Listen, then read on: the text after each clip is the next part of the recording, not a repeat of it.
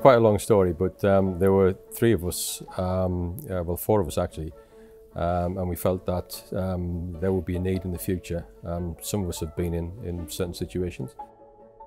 I'm Glenn Jones, I'm Chairman of the Board of Trustees, and it's the County Durham Sunderland Foodbanks. We provide food for people in crisis, local people in crisis. We see varied people coming along, from single parent families up to now, unfortunately, more elderly people coming, so it's across the board. We're in the northeast of England and people here are very generous, so we get food donations and we also get people who give us money to buy food. And it's said before, it's the northeast, so people are very generous and we're very grateful for that. Yes, we fundraised from day one ourselves. But we also have very generous arrangements with some of the supermarkets, and also local churches are very generous as well. Also individuals come along, and again we're very, very grateful for that.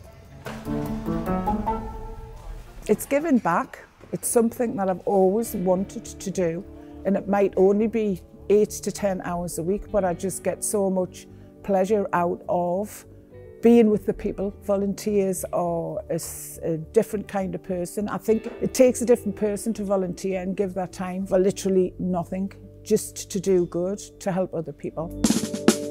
I'm Denise Walker. I've been coming to the food bank about 2.5 years now. Yes, I've seen lots of changes within the food bank. I think throughout the pandemic, the donations that came in ramped up.